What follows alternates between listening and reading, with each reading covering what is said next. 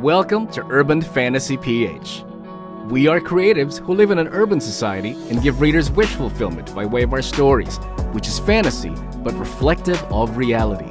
Here, we get to talk to fellow creatives like writers, authors, artists, comic book creators, filmmakers, you name it. We create and share our art here in the Philippines as well as abroad. My name is CJ Edmunds, I'm your host, and here is today's episode. All right, good morning. Happy Wednesday and happy Pride Month, everybody. Woo! Happy Pride.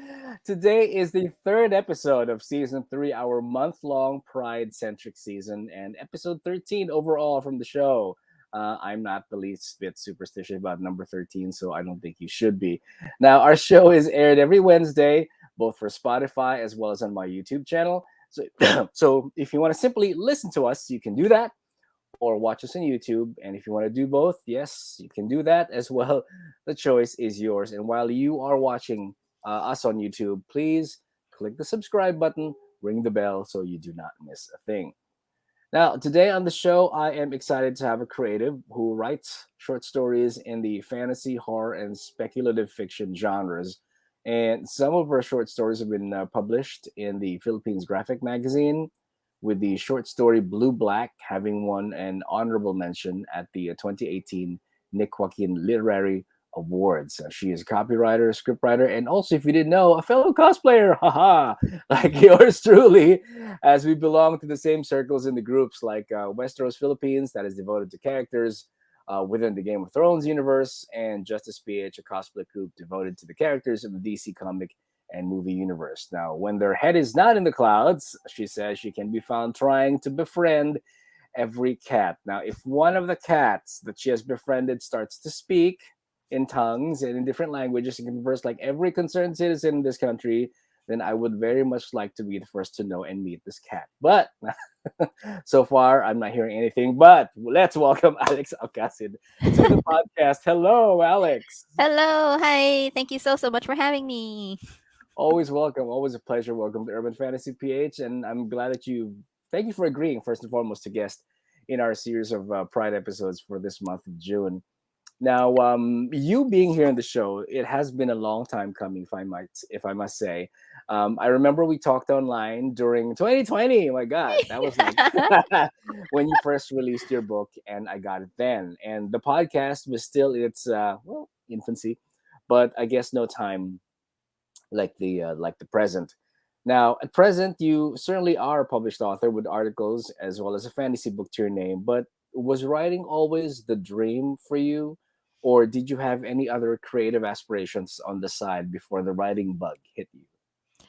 Okay, so chapter 1.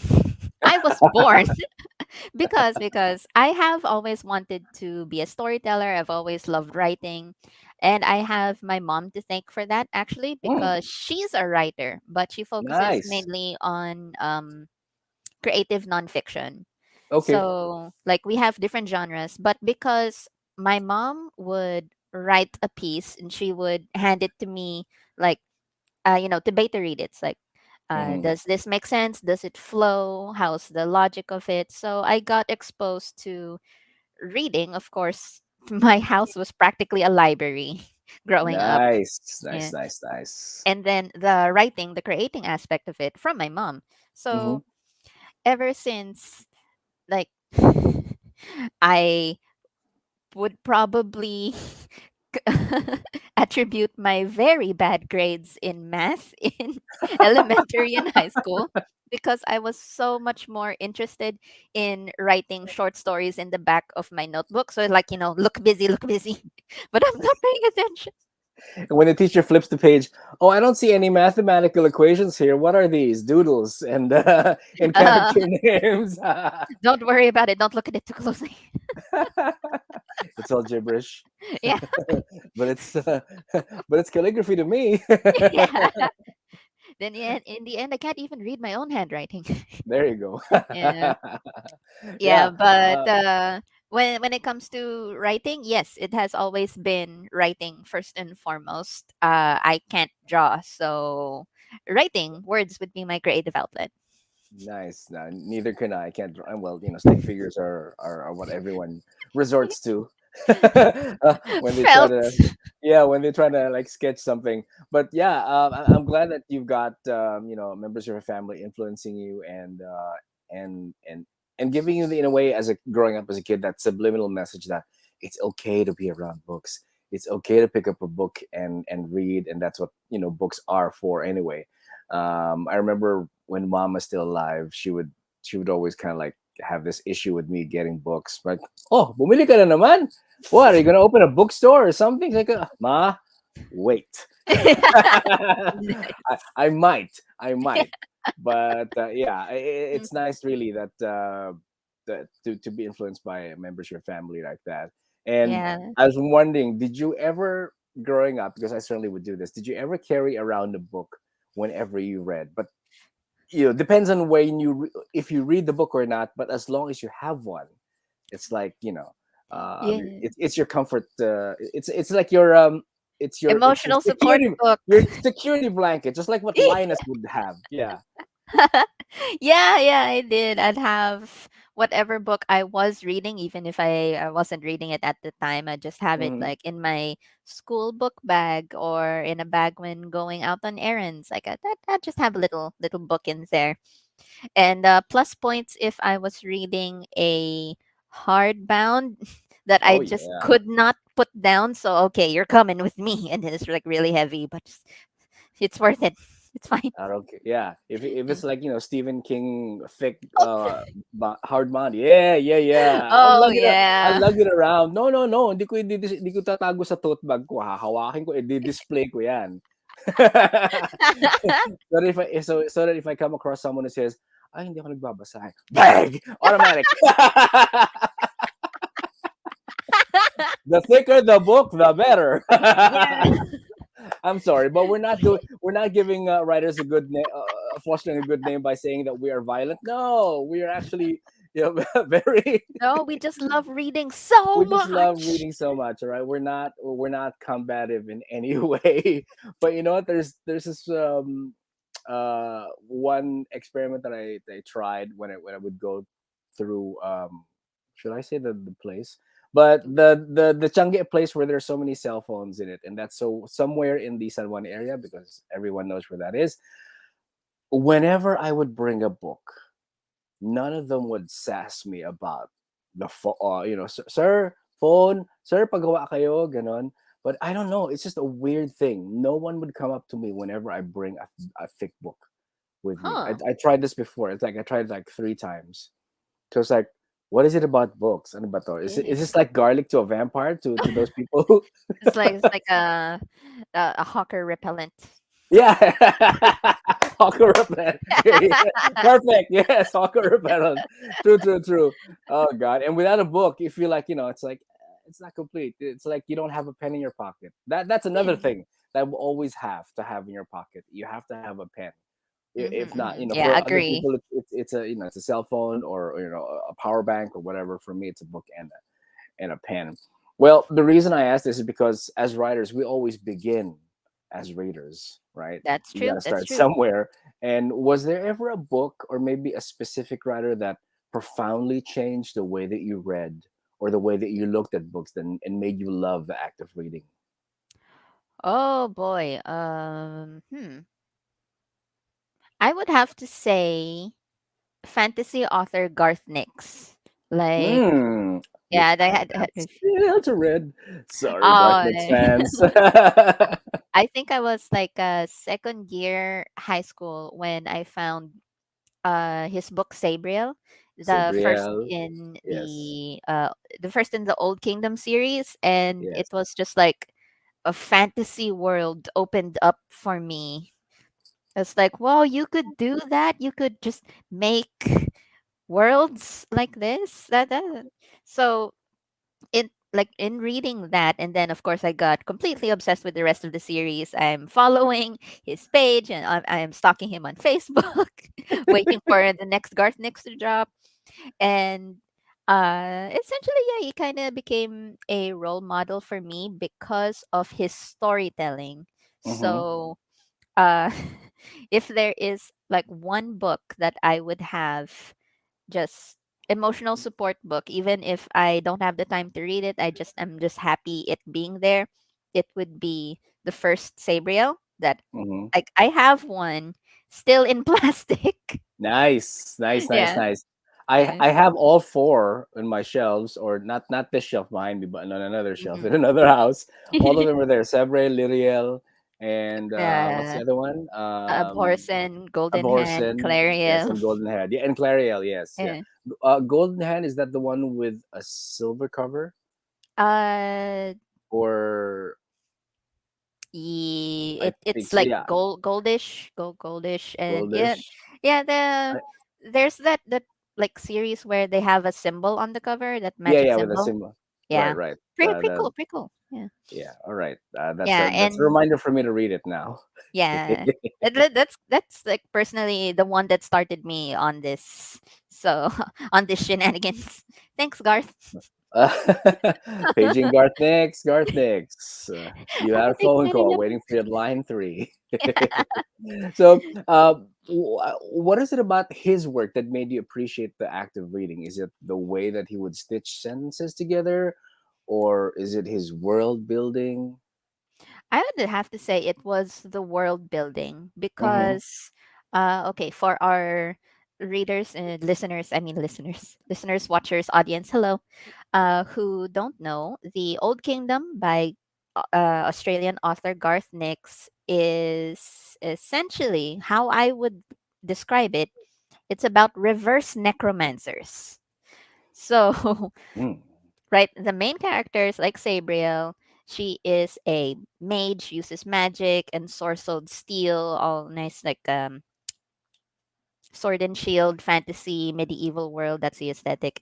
But their magic is that they specialize in making the undead permanently dead and like banishing them into true death. So the Okay. simple concept of necromancer, but not. It blew my little, like, second year high school mind. Like, it was a concept I had not encountered before, because like the D&D and other typical fantasy media, accessible, it's very tropey and stereotypical, like necromancer bad, undead bad. But this one uses that same like death magic, Mm-hmm. but for good. Okay. So it was the world building of it, and of course, it was one of the ones that came with a little map, past the front cover, uh, goals for the future, and every so often, you like I would be reading it, and then I'd check the map again, and Yeah, yeah, yeah, yeah, yeah. yeah, and Maps are love. maps good, maps good, Yeah. and like the way he describes it, like he had a way with words that would really paint a picture in your mind, so you could uh visualize, or at least I personally visualized very very clearly what the landscape looked like, what the rivers, the fortifications, the battlements, the buttresses of the castles, what they look like. And yeah, because I first found it, like, I first came across this story in high school, I was like, I had a lot of energy for imagination. We And all did when we were in high school. yeah, so I guess it was a very, very pivotal moment and very impactful because of his world building.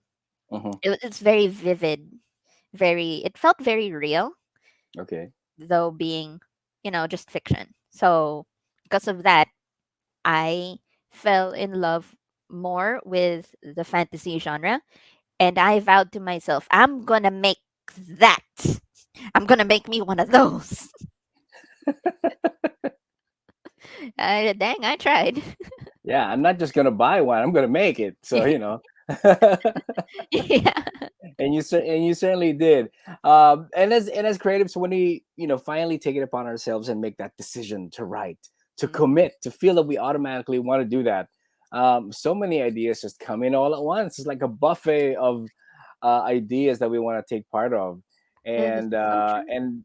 I'm sure that it's because of Garth Nix that you felt that fantasy was the first choice of a genre that you wanted to write in. And for those who are curious as to how the book looks like, it's right here. Yay! Yes. Thanks. um Color blue, yes. And yes, of course, with dedication. Right over Yay! Thanks, there. Right. Thanks, CJ. Thank you. Yeah. For those who are equally curious about what the book is all about, can you give us your elevator pitch, minus the spoilers, of course? Oh boy, let me tell you, if I could go on a very tiny side anecdote because, about the concept of an elevator pitch. I, I had not I had not self-published Dream of Dragons yet. And yeah, it was before the pandemic because I published it 2020. It's a pandemic baby actually. Yeah, So, yeah, yeah. I went with my mom to a Nick Joaquin Literary Awards night.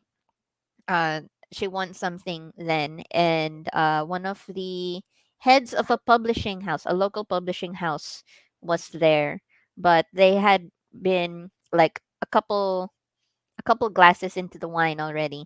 And mom and some of her writer friends said, "You have a book. You have a manuscript, right? You should pitch like right yeah. now, right now, Right on the spot. My right goodness. now." And like I don't even know, I did not even know what a pitch was. Uh-huh, It uh-huh. was like I had been working as a copywriter, but the pitch deck was not my job. I did not know how to do it. So I'm like, oh my god, what?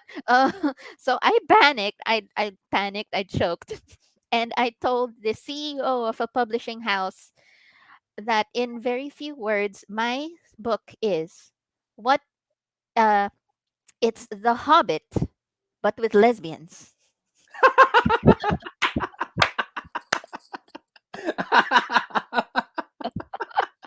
That is the best pitch ever.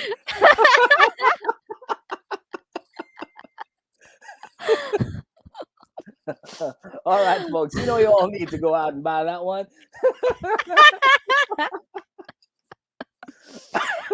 So like I'm not wrong. I'm technically not Yeah, wrong. yeah, yeah. You're not wrong. We don't have a Smeagol in the book though, but we do have lesbians. That's for sure.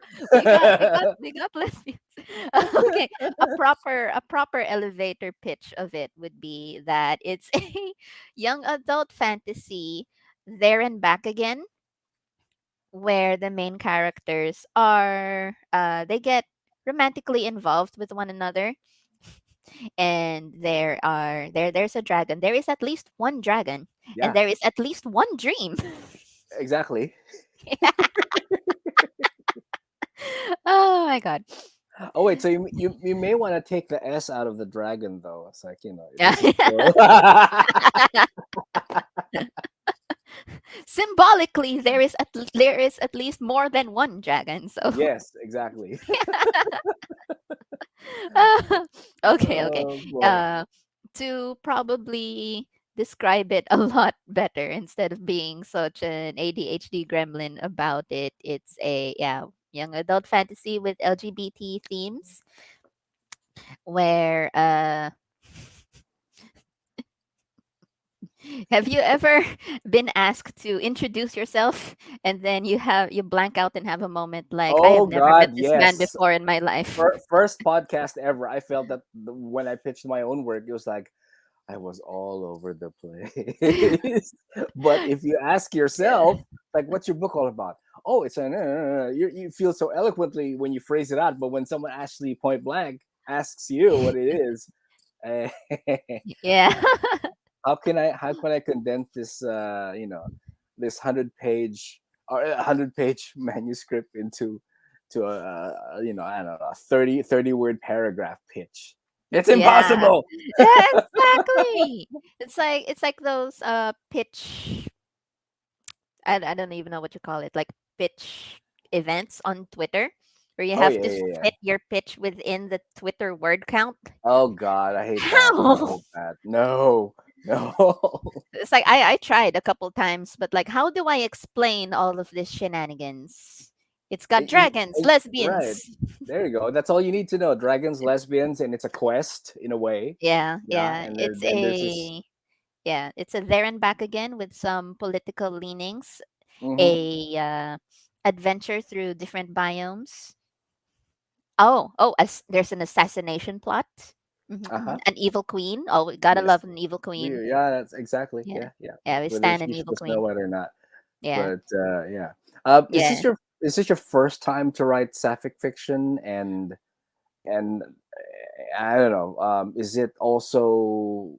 I mean, what is it also about sapphic fiction that made you want to write in that genre? Actually, yes. This is my first sapphic fiction piece. Cool, cool, cool, cool, cool. Yeah, yeah. Quite surprised that it's the one that made it like novel length, right? Mm. Yeah, because I usually write short stories, so usually my ideas uh peter out after 5,000 words max. Yeah, just kind of run out of steam. But this one made it It's more than 5,000 words, that's for sure. See how thick that definitely is. yay. Yeah. Fun fact, I googled it, and Dream of Dragons is around the same like page count as Harry Potter and the Prisoner of Azkaban. Yeah, Ooh, like nice. 120. Yay. Anyway, 120, yay. yeah. Cool, cool, cool, To cool. I'm so sorry if I get off track. Disclaimer: I do have ADHD, but I'm getting there. Nah, that's not something to be ashamed about. It's actually a superpower when you think about it. You just knew all of the thoughts. But Yeah. a sapphic fiction. This is my first sapphic fiction piece, and well, how I came to write something so very gay.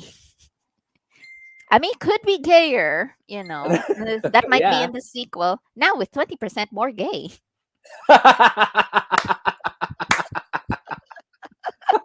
I love that. It sounds like a pitch for a detergent commercial. Yes, we promise more bubbles. It- instead of Tide, it's Pride. Yeah, there you go. Of Hey, course. Yeah. copyright that name Copy. now. Okay. DTI mo na yan. Oh, Okay. jeez. But how I did come to writing sapphic fiction. Well, there's some unrequited love in that backstory because I Uh-huh. did come from a Catholic all girls high school. Mm-hmm. Okay. It's the most likely place to find baby lesbians, honestly. In my batch, there were quite a few. So, And baby yeah, yeah, dragons, confirmed. perhaps. Yeah, the baby dragons. Yes, baby rainbow dragons. So, uh, as does happens, I had a crush on my best friend. So even though nothing happened with that, and I ended up in a straight relationship, I kind of held on to that little sapphic nugget, Mm-hmm. right? And I wanted to like if I was to write a poetics essay, one of the reasons why I write the way I write and the stuff that I write is because I want to try at least to capture human emotions on a Mm-hmm. page, human emotions, experiences, wants and likes and dreams and stuff onto a page. um it's a lot of characterization, but practice will eventually get you there. So um focus. Okay, fun fact: I have based the Queen Katarina on Mm-hmm. myself, Aha, and okay. the King Yorne on my fiance. There you go. So, to be really, really sweet about it, Good thing Lauren. you told us how to pronounce it because in my head I would read it as Jorn. Oh, it's Yorne. It's Yorne. Okay. Yeah, and Right. Katarina Cyril. Yes. Yeah, and there's them fantasy keyboard smash. I know. It Yeah, sounds so good whenever you hear fantasy names like that being spoken by the author themselves, so that you know how it's supposed to sound like when you read it. Yeah. Okay. Yeah. Oh. Yeah, so based Katerina off of me, the king after my fiance, and then our dream daughter is Lauren. So it's like, oh, my baby, literal baby. I put her in my book, and then I gave her a girlfriend because then Lauren would be like me, younger. What if I could have explored that little sapphic nugget that I held on to since high school? Hmm. Because I do identify as queer. So not exactly straight, not very straight, not a straight noodle, like a little limp noodle, but I am in a heterosexual relationship. All right. Yeah. Cool. Cool. I was wondering, were there members of the community that you sort of based some of the characters on, or uh, I mean, apart from the lead ones, I mean, the ones, Hmm. secondary ones. But that is connected to another question that I'm going to be asking about one character, but I will. Ooh. Let's move that a little bit later on. But how Okay. long did you take? How long did it take you to write the first Oh boy. draft? Okay. The And actual how many process. liters of coffee did you consume to finish the first draft? An unquantifiable amount. Aha! All right. Any Yeah. math major will know that you cannot you can't Yeah, you compute. you can't quantify coffee when a coffee consumption. But the actual like process of physically sitting down and typing probably around 2 years. Mm-hmm. The ideation stage, the having the idea floating around in your head and thinking, oh, I'm gonna write the book, I'm gonna use this story, and then you just never really have the time to work on it. Probably 10 plus years, maybe Okay. 12. Because backstory, Dream of Dragons was not my idea. It didn't come Oh, from my idea, really. Uh, my fiance, JM Torres, professional voice actor. Also sometimes cosplayer, member of Westeros PH. there you Um, go. yeah, he had a dream one time of a knight, yeah, the medieval armored up plate armor knight who Mm-hmm. went to go save a princess from the tower. Mm-hmm. From a tower, it was guarded by a dragon, very like a damsel in distress situation, Mm-hmm. and he had a hunter companion, just a party member. And then when they got to the tower, they found it empty. The beast had been slain. The princess is missing. Mm-hmm. And it was like, what happened here? Am I too late? What happened? Where's the princess? Is she alive? And everything. And then the hunter unmasks himself like, it was the princess all along, helping him along his journey. And Mm. she goes like, it took you long enough. I like that. I like that. That's So like, as a reader, I've been Kaiser Sozid. yeah, kind of like Skyzer Sozi. So I also like that dream so much. I kept that idea and fantasied it up, expanded it a lot, and it became essentially one of the backstories for that I put in A Dream of Dragons. And the focus went from the princess and the knight. Now they're the king and queen, and the focus shifted to their daughter, and it just got bigger. And like the world of it started to Hmm. clear up like fog of war in a video game. More bits Okay. of it were being revealed over the years. So I was just ripping off of his idea. So it was literally a dream.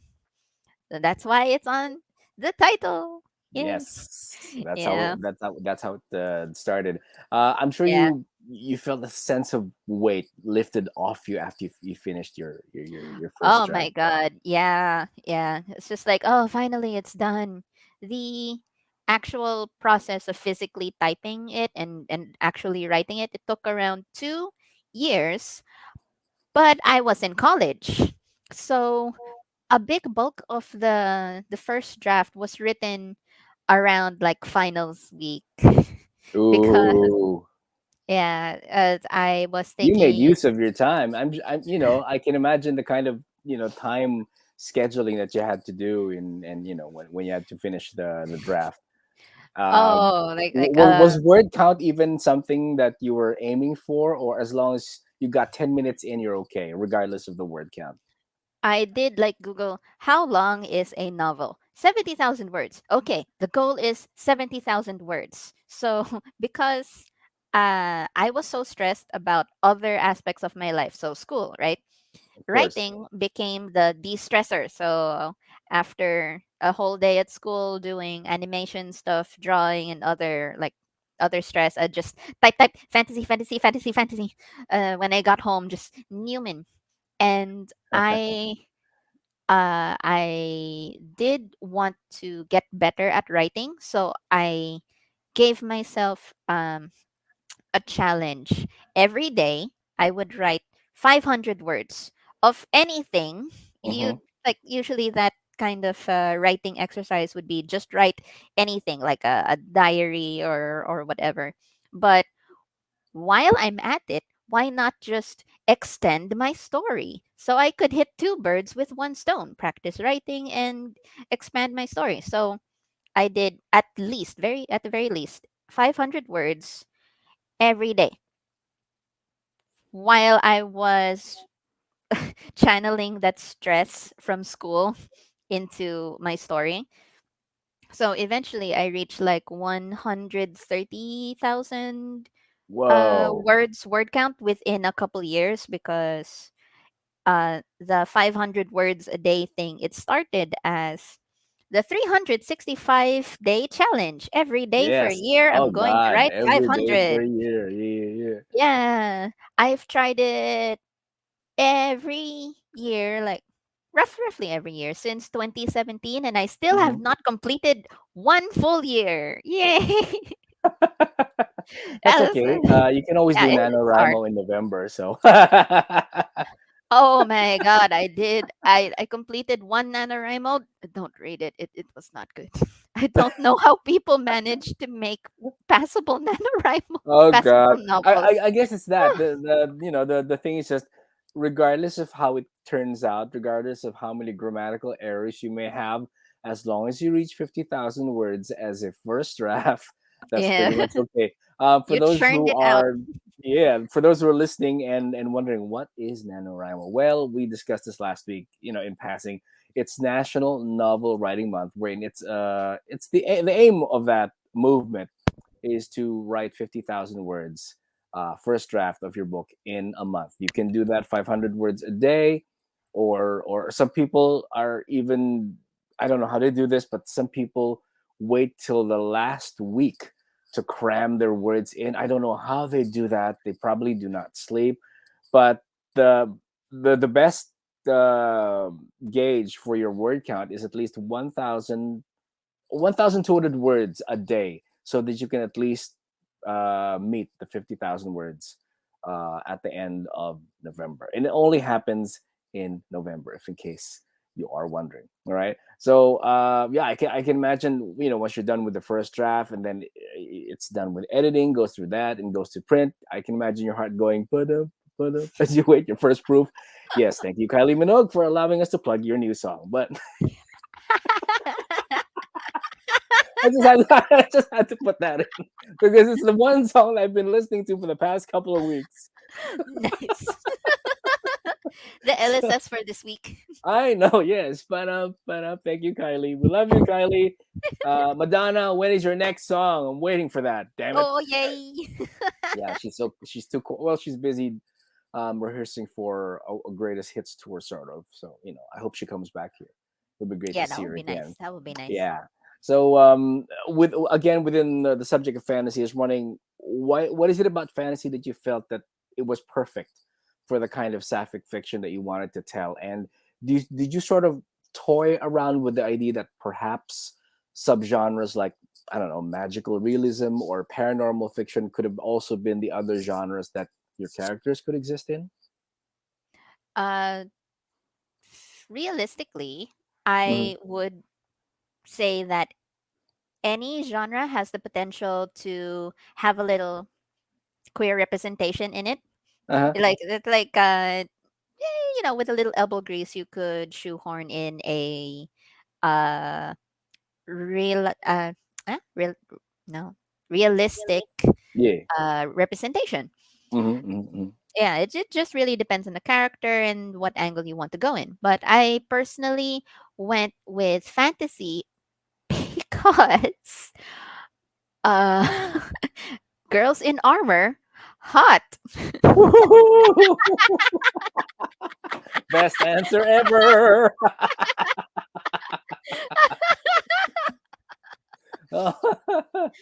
Oh boy. You know what? After once this episode airs and if we get more lesbian viewers on it, yes, I am all for it. It's like I will be so honest with you. I'm hoping that I get more readers for Dream of Dragons, because yay, please read my work. I hope you enjoy it. I hope you You have will, you will, fun you will. Yes, fun yes, reading yes. it. Thank you so much. But also because of the fan art though. Oh yeah, right. You do sell fan art in on when you go to cons, right? Your own fan Yeah. art I or I I can't art at all. So visuals are my greatest weakness. I'm very but very weak there's at visuals. AI.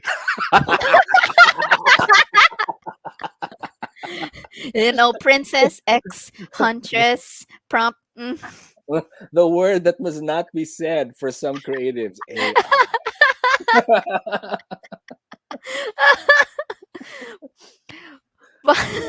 but but okay, that's like one, maybe the most important reason.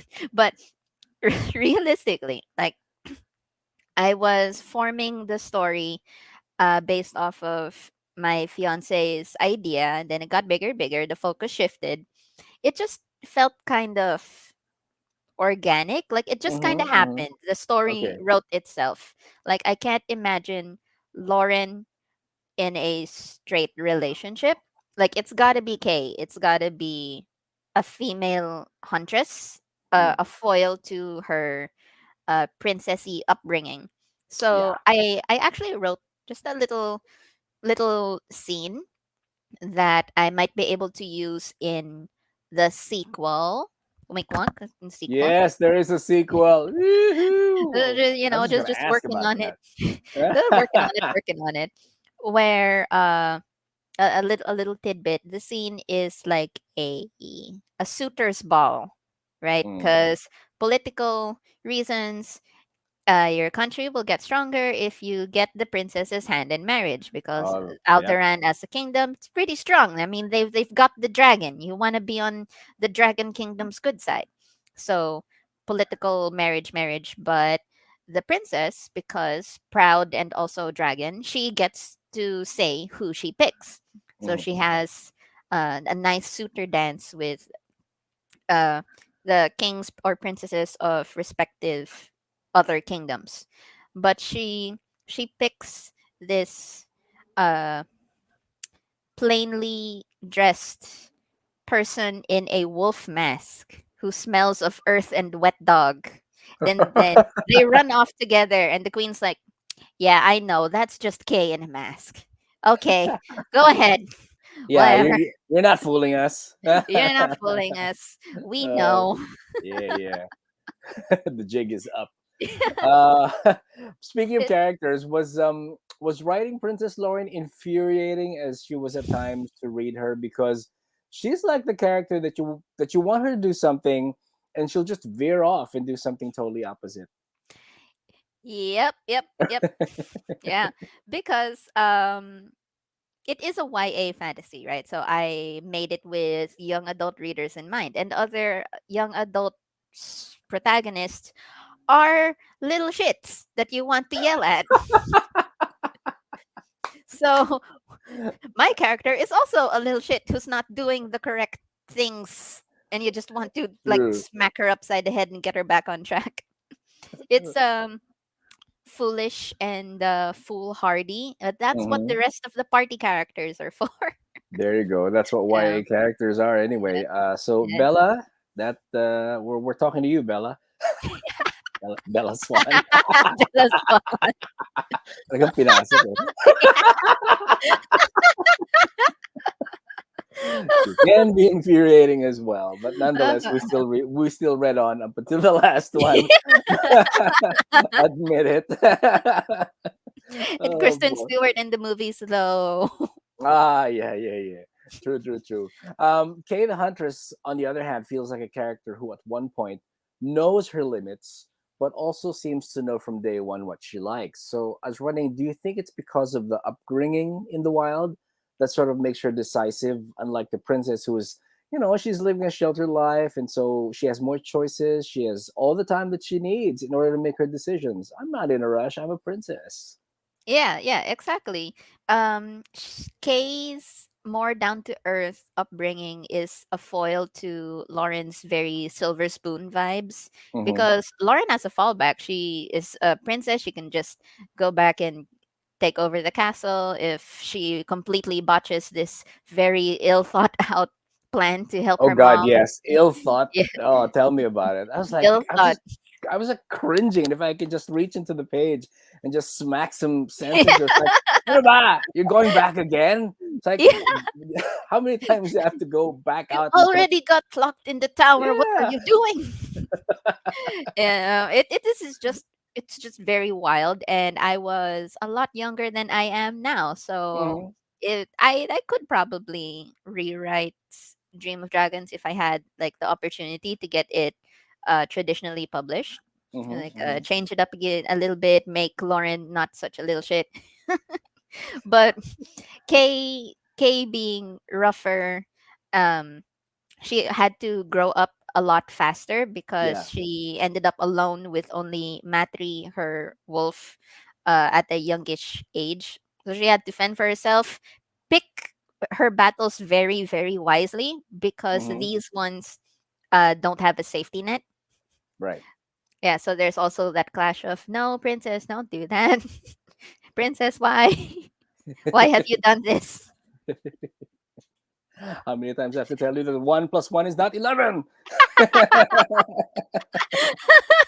How many It times do we doesn't have work to that teach you way. this lesson, old man?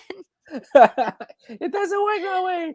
Oh boy, I like it that I'm hearing how you say the names. Like Oh, you say it's Alderaan, but yeah. because it's synonymous to Star Wars, which is Princess Leia's homeworld. Alderan. Yeah, I Oh. sort of try to read it as Aldoran Oh, in my okay, head. okay. That's how it comes out. And then Matri, you just say Matri, but for me, because I'm also studying French, it comes out to me as Matri. So Oh, it's so different. it's a French fancy wolf. Oh, I know. with Who loves a, croissants and with a little croissant in his mouth. Oh, yes, it's so yes, yes. cute.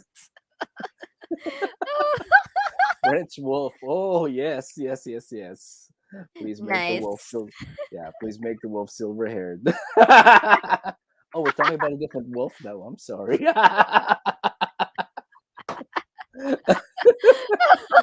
When did that come out? Anyway. Oh, my. Oh boy. But if you guys know any silver haired wolf, don't just send it my way. I'm good. Um so just have to squeeze that in. So next is sort of a two-part question. Question one character that I like and would love to see more of, and I don't know, he could be a closeted queer character for me, but if he actually is, that would be great. This would be the character of Cassendir, the mage scholar. And you also wrote in the acknowledgments that he was a character that you borrowed from someone else and equally thanked him in the acknowledgments. The guy's name is Blake Van Dongen. I hope I'm saying Yes. it right, for the use of it. Which brings us to question two. Is he, along with Melissa Starling, whom you thanked as well, writing mentors? And was Cassendia a character that was planned, or he just simply snuck into their narrative like some of the characters that we write? Okay, Blake and Melissa were my internet besties. I met Okay. them on oh man, it was the days before Reddit on a Teen Titans fan forum when I Oh, was in high school. So it's like, hey, we were all roughly the same age. We had similar likes, and then there were the forum role plays, but, but it was those collaborative storytelling type. So um, it's just come up with fan fiction characters mhm, or really whatever we could think of. A lot of mostly fantasy. So we kind of all aligned on that bit. And Blake's character, he has two actually, Cassendir the mage and Elysia, the paramour, the slave girl lover of Princess Seraphis. yes. Yeah. And they're Who's not another writing lesbian? mentors. They're just so many princess lesbians. Just Yes. nice. But um yeah, they're not writing mentors, but they are my best friends. Okay. So because of the collaborative storytelling, um Blake helped me quite a lot to build the world of Alderan, build the world of Dream of Dragons. So um like he helped me brainstorm, he helped me Mhm. flesh out locations and characters. He is really good at the political and trade relations between kingdoms. It was like, oh, Mm. government. I forgot about that. How does Yeah, the yeah, yeah. government work? How do trade routes work? Oh my god. So um he helped me figure that out, which created collaboratively a more believable world. Yeah. So, like in Thanks, and also because I couldn't see the story without his characters, I Mhm. said, "Hey, can I use them in my book?" And he was like, "Okay." So I included Cassendir and Alicia. Nice, Yeah, nice, nice, and nice. about that, about Cassendir, he is a little queer coded actually. There's just rainbow flags everywhere all up in this book, honestly. And I got a message from a reader, so Mhm. not a personal friend. I don't know them personally, but they had purchased my book. Thank you. And really sought out my writer page to send me a message just to ask, is Cassendir gay? And is he going to end up with Kaiten in the sequel? I'm like, I didn't Ooh. think of that. I could consider it. Thanks for giving me the tip. Hope you're not, I don't have to pay you anything for that tip, but thank you. Then I really appreciate that someone reached out with this really burning question. And I love it when readers do that. I mean, I guess sometimes readers don't realize the value and as well as the thrill of being asked questions like that, uh on the fly or just out of the blue. So if in case you are a reader and you're deliberating whether to send a DM to an author that you read, that you liked their book, or this one character, it may not even be the main character that stood out for you and you felt so much empathy for them, go ahead and do that. Yeah. It will make our day. It will make Yeah. our day. So I Yeah, please. strongly urge you to do that. And Authors are yeah. Authors are people just like me and you, and we do appreciate feedback and just the knowledge, I think, of someone out there is reading and enjoys, of course, enjoys mhm, something that we made. It's like there's a butterflies in the stomach. Like, thank you. So flattering. exactly. Yeah, yeah, Yeah. yeah. That's the beauty also of the writing flow, which as you said, so one character just pops up. You never know where the story would go or how a character would speak, and it will just happen as you write. So, are you a plotter or a pantser? Oh my You know this question has to come up one time or the other. Yes, I am not a plotter whatsoever. I have hecking tried. Oh my god. I'm definitely more a pantser. I tried being a plotter. Like uh as I grew older, I found out that I like process ideas and information better Hmm. if I could see it constantly. So Okay. my bedroom should I show you? Should I like blur this background? Yeah, that's Up like to you, or you can just describe it to us as well. okay. Most of my room has uh what's this shit called? Whiteboard stickers. Whiteboard Okay. stickers. Yeah, All so I right. just put it on my wall, and what I do is I put ideas all up on this side above my bed are story ideas. It's the design is very conspiracy board. If I had visuals, I would put red string. There you are. Yeah.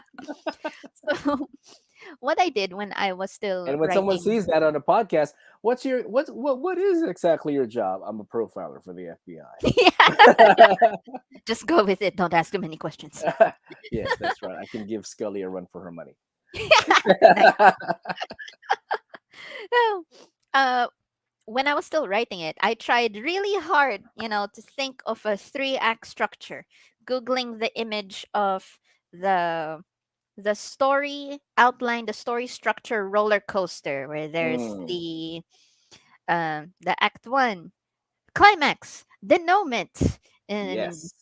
inciting incident, all sorts of stuff. And I wrote ideas on post-it notes and I put it on the wall. Okay, maybe Lauren meets Kay here. They get captured by Hadria here. They meet Cassander and Kaiten here, maybe, and like other various story beats. I put it up on the wall. I studied it, adjusted it, all sorts of other, you know, plotting a proper three-act structure. And the story followed none of it. Almost none of it. It's like I was just writing and then it wrote itself. It took itself where it wanted to go. I agree. I agree. It Yes. happens like that. It happens like that. For those who are wondering, what are these two talking about? A plotter is basically the kind of writer that you are, and you have to put everything, I don't know, in a bullet point or even in a Yeah, like an outline. in an outline, yeah, or a sort of a timeline wherein some things happen to specific characters, and if you want flashbacks, you can insert it wherever you feel that it's needed. Pantser is just basically someone who writes or does things by the seat of their pants. In short, it's it's instinctive, and it's organic, and it can go into many different directions. And if you yourself out there, you are a writer, you're creative, you certainly know how that feels like. And it doesn't mean that because you're a plotter, uh, you're in the right and pantsers are wrong, and vice versa. Just because you're a pantser doesn't also mean that being a plotter is wrong. It's just whatever mode of creativity that works best for you. That's Yeah, really how it is. And exactly. if you can do both, then that's also okay. You become a, what do you call it, a plantser. Yeah, so you Fine. do both. Yeah, Yeah, yeah. Could that's not pretty be much me, it. honestly. I think I sort of walk somewhere in the middle, Mhm. so Nice, nice. which is good. Was there also a scene or maybe even a character apart from Cassander that was not planned and it just grew out when you were writing it? Oh, actually, the War Master and Spy Master. Oh, Uh, okay. yeah, they were not really based off of anybody in my personal life. Mm-hmm. It was probably like D&D stock characters, like they're just minis that came to life one day, and they just happened, I guess, because I needed to fill in Like I needed NPCs for the castle. There needed to be more people to make it Yeah. feel lived in. Right. And Blake was like, "Okay, how does the military work?" Okay, I forgot about the military. I, Yeah. I need a general. All right. So it's like stuff like that. And as I was writing, they just kind of popped into existence Hmm. and came to help, like if I could characterize them that way. So in the very first chapter, it starts with Lauren as a child, essentially being babysit by the War Master and Spy Master, because there was a role that needed to fill, and then they just became their own characters, and I quite love them. They became quite beloved to me, and yeah, they just kind of happened from all of the pantsing. They Hmm. just Hmm. poof. Yeah. It just happens. It just like mushrooms. It just sprout It out. just sprout out of nowhere. Yeah. No control whatsoever. Mhm. Was there also, I don't know, did you ever also thought of creating your own, I mean, you're already creating a system of government, borderline countries and all that, and names for places. Was language also something that you considered making? No, because J.R.R. Tolkien is just Oh, yes. god tier, making Tolkien is the master for woo, that one. yeah, just making a whole. I think it's called conlang, the constructed language. Constructed language, Yeah, yes, you yes, make up yes. a language. It's like you'd have to make optionally an alphabet, grammar, words. Nah, Nah, nah, let let, kind let, of let him let beyond him do me. it. Yeah, yeah, Let him do it. not for me. There's a whole other system of stuff that you have to make along with the world and how other stuff works. Like I had my hands full with the weird magic. So I didn't have a brain cell to really consider constructed languages. That's I fine. just Maybe maybe in for another book. maybe in another book. Yeah, that's right. Yeah. That's right. While it may also be true for writing at times, it's also true for for meetup with friends. There will be times when spur of the moment meetups will push through as opposed to something that's planned in advance. That's so true. And the importance of, let's say, having friends in the community and supporting them. This Pride Month is obviously something that all of us should do. And have you ever attended Pride marches in the past? Oh, I haven't. Oh, not I've yet. Okay. Yeah, I haven't. I haven't been able to go a lot of the times. Like it's raining because June is rainy season, and the traffic. How am I going to get there? How am I going to go home? But I do want to go to at least one. You can ask your But dragon. yeah, it's like, hey, Pahatid can I get a naman, no? ride? Pahatid naman. Dragon Angkas, Drunkus. drunk. We got so many words today. Woohoo! Copyright Yeah, naman. yeah. Oh boy. Oh, Yeah, but that's okay if yeah. you're not able to go to Pride marches this year. I mean, there will always be more than one, and Mhm. everyone has a choice which of those to go this year, and the year after that. But Yeah. of course, whether you are a creative person or not, we also must remember that Pride is not just being at a march or being seen and having a great time supporting the community, which that itself is also good, but it's also more so of how you see yourself in the mirror every morning Yep. and how Yep. you carry yourself within the community and outside of it. Because, gay, lesbian, trans, or non binary, however you present yourself to people outside the community is probably the first time that they might even be encountering someone from the community. So, always make a good and lasting impression, as we always say. Mhm. Any words of advice out there for aspiring and fellow creatives? For aspiring like young writers, I'd Oh have yeah, to say, yeah, like if you want to write, just write. Just start. Just start anything. Like don't worry if it's good or not. Don't worry if it's fan fiction. Like don't look down on fan fiction.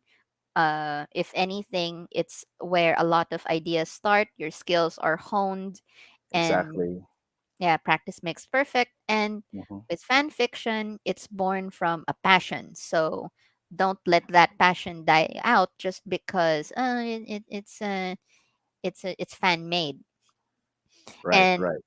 yeah, uh, like don't worry if you're a pantser or a plotter. Just write, just create Just something right. because uh, some advice I saw on the internet: you can't edit a blank page. Yes, that is Mm-hmm, mm-hmm, so so true. All right. mm-hmm. So that means Destiel and cockles forever. So if you're supernatural, I love you, Misha Collins. Just have to say it. I must tag Misha sometime. Oh boy, uh, yeah, we're obviously supernatural fans. So if you have not watched the yeah, show, yeah. you're missing out. I need to finish it. Yeah. Oh God. Yeah. Yes. Me too. Me too. I sort of know what happens in the end, but I guess it's Yeah. that because it's already done, and I don't want to rush myself into finishing it because at least there's something for me to look forward to. So Mhm, yeah, mhm, mhm. Yeah, yeah, yeah. and Good, good, good, and good. then it'll always be you get that the high out of hearing me should just say Dan. Ooh. Yes, yes, Dan.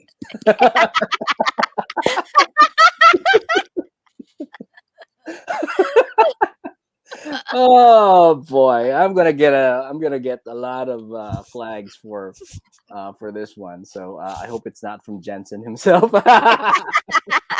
That'd be great if he does. At least, hey, I got noticed. Just say it. Noticed. Ooh. Noticed right away. Yeah. How about advice for those who are still in the process of I don't know of coming out and finding the courage to be true to themselves? There will always be people who accept you for yourself. You might not know them right now, but you will know Hmm. them in the future. And they will be like all of the best things that you deserve, that it will come your way if you are authentic to yourself. Hmm. So no worries. Of course, it might be that you can't come out right now, but don't shove yourself even deeper into the closet that you end up in Narnia, because there are people waiting for your true authentic self outside. And it all starts with self-love and acceptance. Exactly, exactly. Could not have said it any better. What is next on the horizon for you? More sapphic fiction, perhaps? Actually, yes. Woohoo! Alam Oh, na this. so because my ADHD gremlin brain, I keep jumping different ideas. I have different ideas for different genres. Also, uh, a short story collection I'm still working on, and I'm looking at my whiteboard stickers on my wall, and different novels in different Hmm. genres. I just have to actually sit down and write them. Always the hardest part, just always the hardest part. But the next one I was doing, um, I spent most of last year writing a novel length. It got to around 70,000 words, but Hmm. it still needs editing. Uh, it's like Hogwarts Okay. meets um, My Hero Academia, but Hmm. also Ancient Magus Bride. So it's Okay. magic school, and the main characters are lesbians. Cause There you go. Yes, yeah, Hogwarts plus Xena, the warrior princess. ay.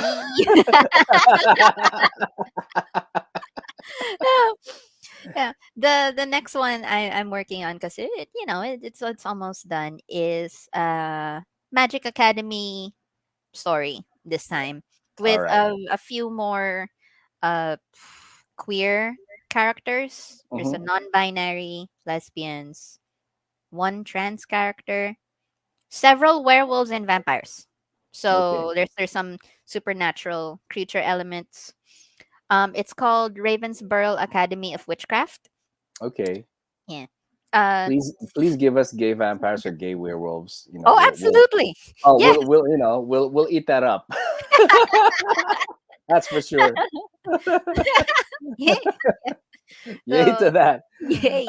So where can they know more about you and your work as well if they want to follow you Ah, on social media? yay. You can follow me I have a Facebook page, Alex Alcacid Writing.